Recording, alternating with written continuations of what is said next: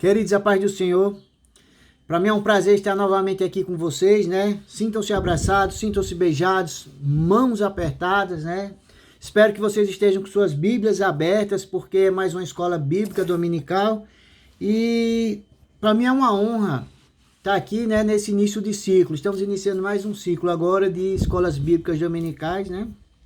Do ano de 2021. Carla conversou comigo e e explicou que como a gente vai tratar algumas coisas a respeito de doutrina daqui para frente, então ela pediu que eu fizesse uma introdução, uma explicação a respeito dessa questão doutrinária, não das doutrinas em si, mas da importância da questão doutrinária, ok? Então eu vou falar um pouquinho aqui sobre teologia, tá? Sempre nós entendemos que todo mundo tem uma teologia, né? Mesmo aquelas pessoas que dizem que não acreditam em Deus, ela tem uma posição teológica. Qual é a posição teológica dessas pessoas? A de que Deus não existe. Então é uma posição teológica, ok? E entendendo também que existem tantas teologias como existem pessoas no mundo, né? Às vezes você vai poder discordar um pouquinho de mim, eu discordo um pouco de você, e assim por diante, né? Desde que a sã doutrina ela seja respeitada, essas variações aí, essas discordâncias, elas são até aceitáveis, ok? Eu queria iniciar aqui, né? Você já está com sua Bíblia aberta, né? Então eu queria iniciar com 1 Pedro 3,15, onde ele fala assim, que nós temos que estar sempre preparados, né, para explicar a razão da esperança que há em nós. E também em Romanos capítulo 12, versículo 1, onde ele fala assim, né? Onde ele termina assim, parte B, onde ele termina que é vosso culto racional. Então, essa ideia de que a gente tem que se entregar apenas à questão espiritual, né? Se converteu e aí não precisa de entender a Bíblia, não precisa de entender a palavra de Deus, porque o Espírito Santo supre. Eu creio que o Espírito Santo supre, mas a gente precisa se lembrar que a própria Bíblia, ela fala sempre, né, também dessa questão, né, o espiritual e o racional, porque a verdade é que eu preciso entender as coisas de Deus, né? Tem muita gente aí que, se a gente perguntar assim, por que a gente tem que aceitar Jesus como Senhor e Salvador, essas pessoas elas não vão conseguir responder, porque não aprenderam bem a palavra de Deus, né? E a gente precisa, então, aprender a palavra de Deus, né? A gente precisa da questão racional, entender, né? Precisamos entender o que é que Deus ele quis, né, dentro do plano dele. Deus não teria escrito a Bíblia, né? O Espírito Santo não teria ali inspirado a Bíblia durante aproximadamente 1.600 anos para não servir de nada para a gente. Pelo contrário, né? Ele precisa, né? Nós precisamos da Bíblia para nós entendermos a palavra de Deus, ok? Então, o que é teologia? Né? Só fazendo aqui uma introduçãozinha. Na verdade, teologia é o estudo de tudo que é divino. Então não existe só uma teologia. A teologia ela não é uma propriedade só evangélica, né, ou católica ou cristã. Então qualquer crença na divindade é uma teologia, ok? Dentre as teologias existe a teologia cristã, né? Porque você vai ter teologia das religiões afro, teologia judaica, você vai ter teologia islâmica, hinduísta, budista e assim por diante, né? Você vai ter várias teologias, mas dentre elas nós temos a teologia cristã, ok? E dentre a teologia cristã, eu vou chamar aqui de teologia sistemática, a nossa teologia protestante, ok? Então, com base nesse pensamento, né? Primeira coisa que todo mundo tem uma teologia, mesmo quem é ateu. Então, a teologia, se ela abarca até quem não é ateu, então ela abarca, na verdade, qualquer divindade, né? Qualquer estudo da divindade. Mas a gente chama geralmente de teologia sistemática aquela que nos atinge e que nós estudamos, ok? A teologia, ela tem alguns métodos, né? Ela foi desenvolvida com alguns métodos de estudo para que ela pudesse se formar, tá? Então, o primeiro método, por exemplo, ali na igreja primitiva, era um método que a gente chamava de trinitário e ele se baseava na Santíssima Trindade de Deus, ok? Mas por que isso? Né? Por que esse primeiro método tinha que se basear na Santíssima Trindade de Deus? Porque nós precisamos entender que foi ensinado para os judeus o tempo todo, né, a vida toda, que só existia um Deus. E de repente aparece ali Deus Pai, Deus Filho e Deus Espírito Santo. Então a grande linha de defesa de Jesus Cristo, do cristianismo, era realmente essa questão da divindade de Jesus, tá? Enquanto que naquele tempo discutia-se a divindade de Jesus, olha que interessante, hoje as pessoas querem discutir a humanidade, né, de Jesus. Naquele tempo também, tá? Eu queria discutir a divindade e a humanidade. A gente precisa entender isso, né? Tanto um como o outro debate era muito importante naquele tempo. Mas esse primeiro método de estudo, né, da igreja primitiva, ela era baseada realmente nesse método triunitário, ok? Só lembrando que todas essas defesas teológicas no tempo da igreja primitiva era feita basicamente com base no Velho Testamento, tá? Por quê? Porque o Novo Testamento ainda não tinha sido formado. O Novo Testamento, da forma que nós conhecemos hoje, ele só foi formado no ano 397 depois de Cristo. Então, as escrituras sagradas, né, e a defesa teológica era feita da seguinte maneira: estudando o Antigo Testamento e estudando os textos esparsos, né, que estavam formando o Novo Testamento. Então circulava ali também textos de Paulo, de Pedro, Tiago, né, os evangelhos. Então, digamos assim, o consolidado, a gente tinha o Velho Testamento e textos esparsos circulando ali na palavra de Deus e circulando ali nas igrejas, ok? Então, assim, essa defesa ela era importante, por quê? Porque apresentava agora Jesus como Deus, né, digno de adoração, e o Espírito Santo também, algo que até antes não se conhecia, ok? O segundo método de estudo a gente pode chamar de federal, e ele baseava agora já nos dois pactos, ou seja, na primeira aliança, né, feita com Moisés. Na verdade houve várias alianças, mas na grande aliança com a humanidade feita com Moisés, né, por intermédio de Moisés, e agora a nova aliança feita por intermédio de Jesus Cristo, né? E a gente consegue enxergar isso bem, por exemplo, em Mateus capítulo 26, versículo 26 e seguintes, Marcos capítulo 14, versículo 22 e seguintes, Lucas capítulo 22, versículo 19 e seguintes, 1 Coríntios capítulo 11, a partir do versículo 23 e seguintes, quando Jesus diz bem claro aqui, ó, essa aqui é minha nova aliança. Então esse segundo método federal, ele estudava a palavra de Deus através dos dois pactos, né? Pegava o pacto com Moisés, depois pegava o pacto de Jesus, ou seja, a antiga aliança e a nova aliança, antigo contrato e o novo contrato, né? E ali começava a comparar e migrar, digamos assim, ó, isso aqui era a antiga aliança, isso aí ia mostrando, e depois entrava para explicar a nova aliança, que era Jesus. Então esse era o segundo método, né, chamado de federal. Depois veio existir um método cristocêntrico. Por que que o método cristocêntrico só foi o terceiro método? Porque, olha, quando Jesus se sacrificou, ressuscitou e foi à destra do Pai, né? Estava se pregando o evangelho e consolidando o cristianismo. Então, por isso que o primeiro método, ele precisava tratar Jesus como Deus, né? E o Espírito Santo também, é o primeiro método.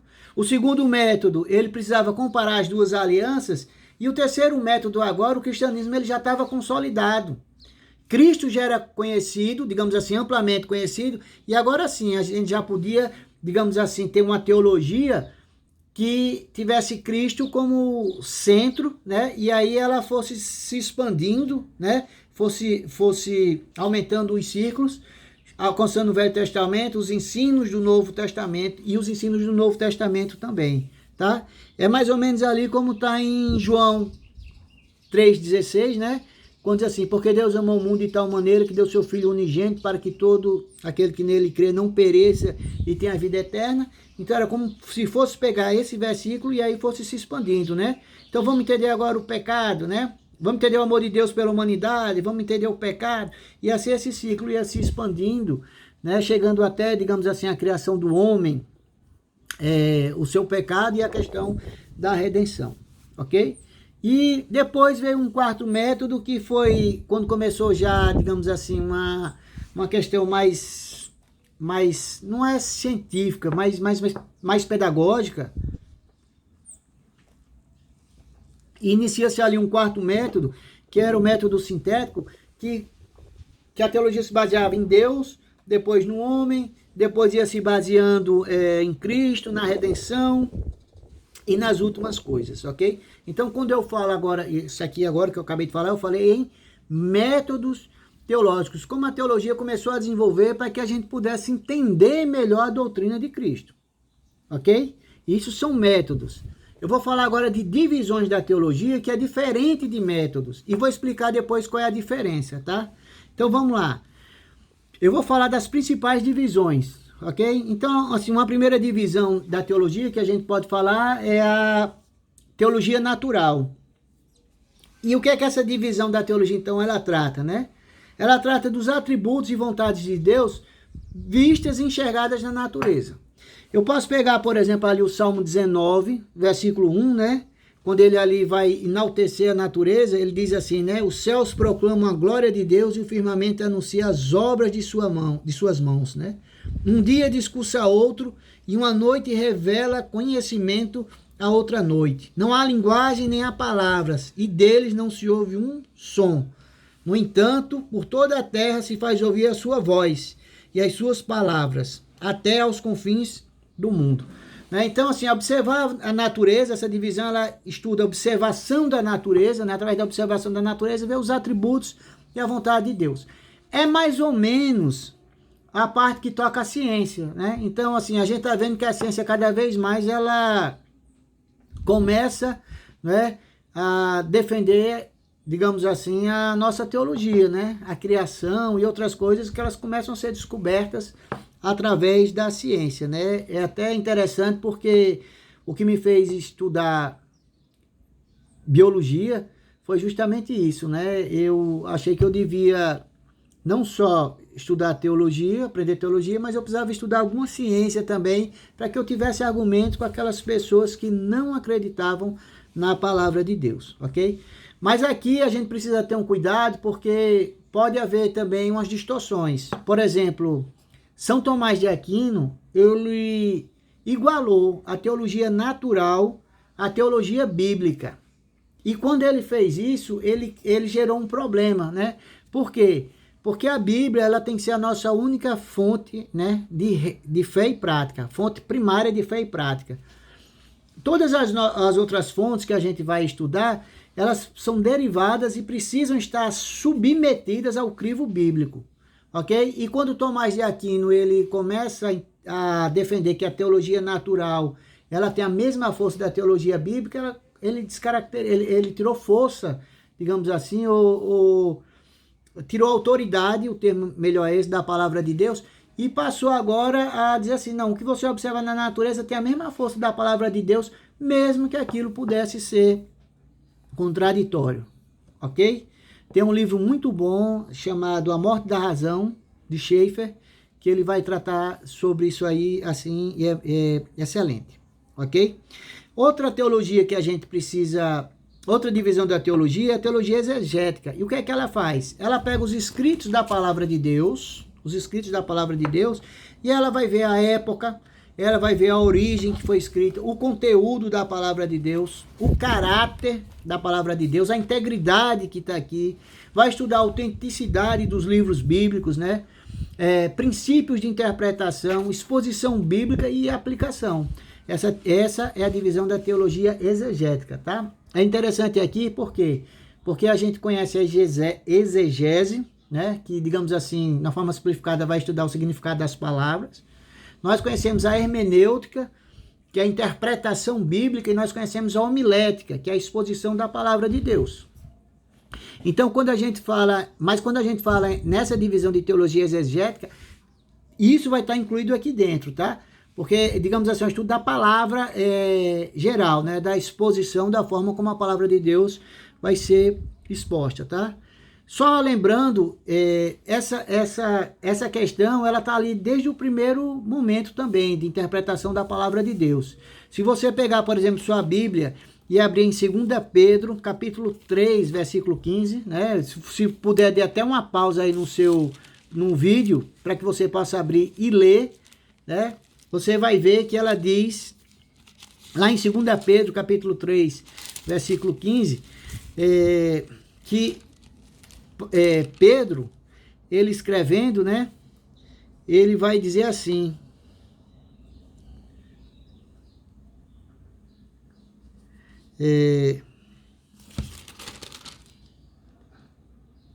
ele vai dizer assim, né?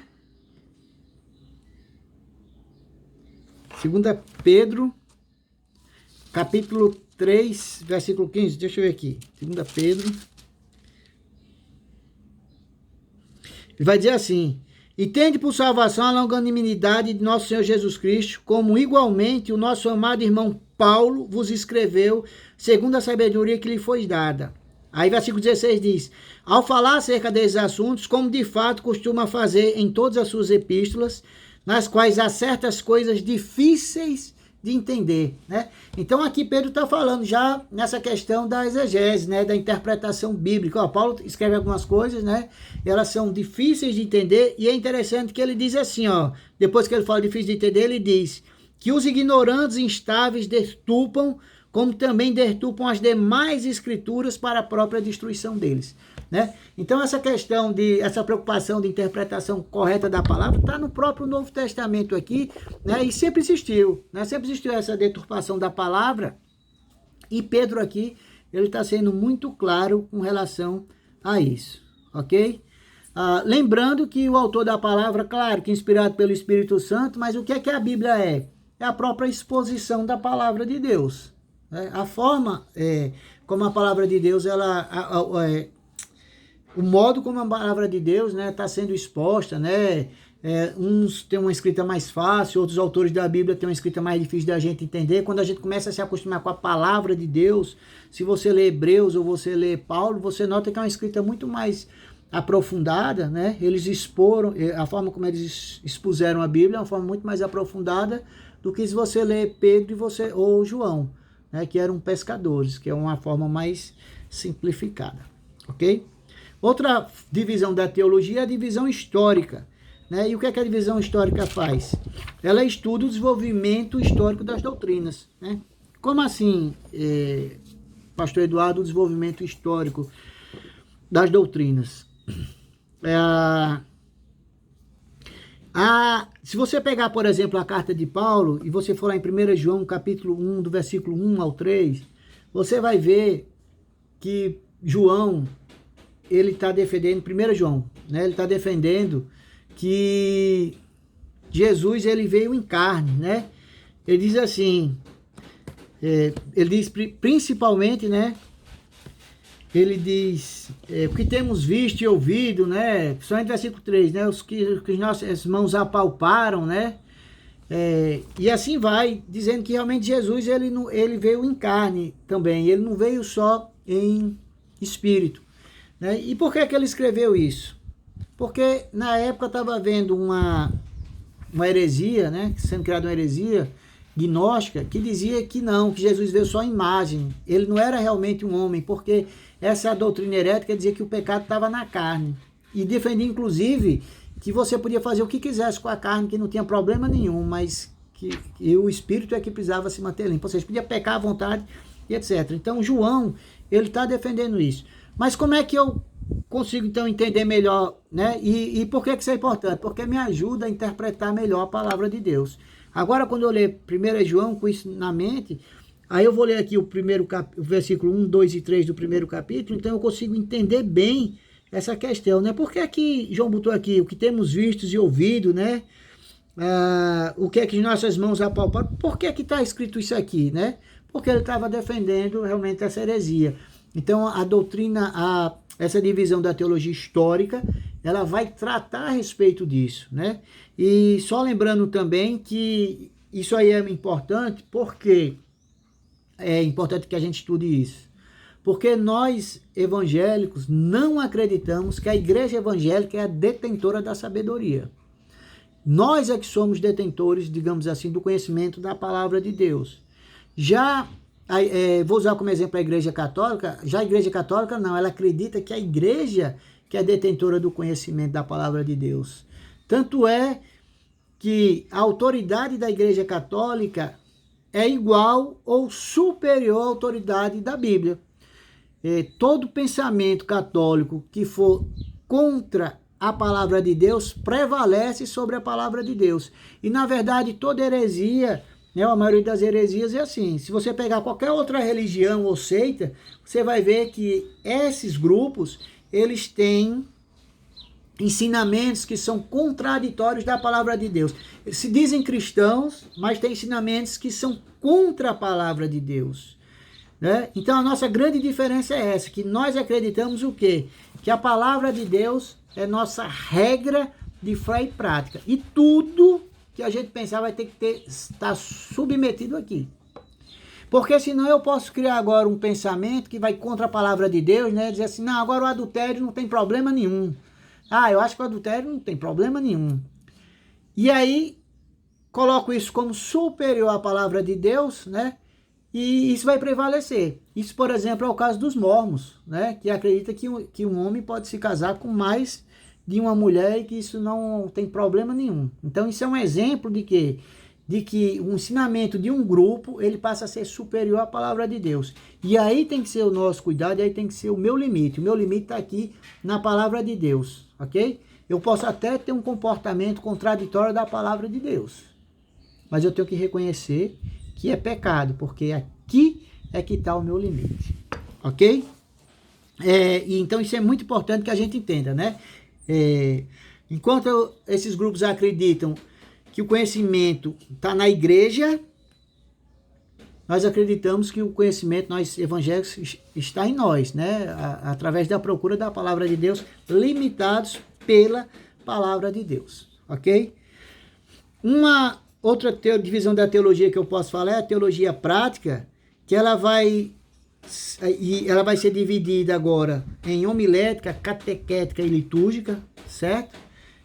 Para os tempos atuais, ok? E ela vai tratar a homilética da apresentação dos sermões hoje. E nós vemos que ela é muito forte, essa teologia prática. Por quê? Porque esse Covid, e por exemplo, essa aula que eu estou dando em vídeo aqui, é uma forma de exposição da palavra de Deus. E esse Covid levou, por exemplo, toda uma estrutura, né, de igreja montada, com bancos, com cadeiras, a se tornar de uma hora para outra inservíveis para aquele momento, tá? Estou falando para aquele momento, e teve que ser estruturado toda uma outra questão, teve que ser reestruturada e teve que ser repensada. E agora, como é que nós vamos expor a palavra de Deus, né? E aí precisou, por exemplo, ser criados métodos, né? Por exemplo, um sermão presencial, 40 minutos, mas por vídeo, será que 40 minutos é pouco? Será que é muito, né? Quanto tempo um áudio a gente manda, uma mídia de áudio, e é suficiente ou é o ideal para a pessoa? Então tudo isso passou a ser estudado, essa nova forma de exposição da palavra de Deus, né? Inclusive, no nosso caso particular, algumas igrejas até perguntaram, né? Até se consultaram com a primeira igreja o modo como ela estava sendo, conduzido esses cultos, né? Que, aliás, quero até dar os parabéns, que foi muito bem conduzido, né? Nós temos também, dentro dessa divisão da teologia prática, uma parte chamada catequética, que é a preparação, digamos assim, para que haja sucessões na igreja, né? Imagina se você chegasse na primeira igreja e ninguém fizesse discipulado, né? Não houvesse discipulado, não houvesse escola bíblica dominical, não houvesse nada. Então, quando essa geração aqui hoje, que conhece a palavra de Deus, ela morresse, aqui ficasse, não tinha como passar, né? Ou teria muita dificuldade em passar os ensinamentos. Então, a catequética, ela vai tratar disso. E nós temos também, dentro da teologia prática, a litúrgica, né? Que são as formas de adoração e devoção, né? Como está a adoração, como está a devoção nas igrejas, ok? Depois disso, nós temos uma teologia que é chamada sistemática, essa divisão da teologia chamada sistemática, e ela vai pegar por assuntos, né? Todos os assuntos que nós temos, vamos pegar eles por assuntos e vamos tratar. Se você ler a Bíblia, ela fala em pecado em todas as páginas, né? Pode dizer, né? Ela fala em pecado em todo o seu conteúdo. Mas aí, o que é que a teologia sistemática faz? Eu pego todos os versículos que falam em pecado, todo o assunto que trata do pecado e vou estudar ali. Eu pego todo o assunto que trata do homem e vou estudar ali. Eu pego todo assunto que trata de anjos e vou estudar ali. Todo assunto que trata de Deus e vou estudar. Todo assunto que trata de Jesus Cristo eu vou estudar. De santidade eu vou estudar. Então, a teologia sistemática, o que ela faz é pegar a Bíblia, digamos assim, e agrupar por assuntos, ok? Aí você pode estar perguntando nesse momento assim, Pastor Eduardo, mas qual é a diferença da divisão das principais divisões teológicas com os métodos teológicos, né? A diferença é o seguinte, eu posso pegar o método trinitário e ali dentro do método trinitário estudar a questão da teologia histórica, ou seja, eu posso estudar como é que desenvolveu esse método trinitário da igreja, né? Eu posso pegar o método trinitário e estudar a questão exegética, como era a pregação, né? Como era a exposição do evangelho na igreja primitiva, né? Uma coisa que é interessante, por exemplo, é que na igreja primitiva o evangelho era exposto no Velho Testamento, com base no Velho Testamento, porque não existia o Novo Testamento ainda. Então, eu tenho os métodos de teologia, né? E eu posso aplicar as divisões dentro dos métodos e saber como é que era feito cada um, como é que era sistematizado a teologia, por exemplo, dentro do método federal, né? Ou a questão histórica, ou como é que era a adoração ali dentro do método federal, ok? Então, para terminar, aqui nós estamos começando mais um ciclo de escola bíblica dominical, e eu queria dizer o seguinte, às vezes a gente assiste uma pregação de 40 minutos e olha que fantástico, né? Como aquela pessoa ali prega bem, e muitas vezes a gente não sabe que aquele pregador às vezes passou 5, 6 dias preparando aquela pregação, né? Eu mesmo, para preparar uma aula dessa de 20 minutos, 22 minutos, 25, eu gasto uns 3 dias para poder preparar uma aulinha dessa, né? Claro que não são 3 dias de 24 horas, mas o que é que eu quero dizer com isso? É que muito, né, quando você vê os seus pastores preferidos pregando, né, suas pregações que pregam do jeito que você gosta, né? Pregando, uma boa escola bíblica, uma boa aula de escola bíblica dominical, né? Uma boa exposição de algum assunto, é importante, muito importante que você entenda que muito tempo ali foi gasto, às vezes mais tempo, para os 40 minutos de uma pregação, mais tempo em estudo da palavra, né, do que ia ser pregado, do que da própria pregação, né? Às vezes muito mais transpiração, como dizem, do que inspiração. Então, todo cristão, ele é um expositor da palavra de Deus, né? Todo cristão, ele também é um hermeneuta, ele interpreta a palavra de Deus também. Então, o que é que eu vou dizer para a igreja?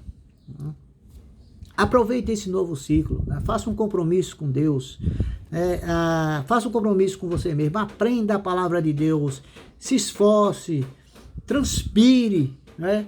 Para que você possa evangelizar da melhor forma possível e pregar a palavra de Deus da melhor forma possível. Amém? Deus abençoe cada um de vocês, e a minha oração é que a nossa igreja, a primeira igreja nazarena, e a igreja mundial também, né? Todas as igrejas, elas realmente sejam igrejas que preguem e professem a doutrina bíblica, pratiquem a doutrina bíblica. Deus abençoe cada um de vocês e fique na graça de Deus.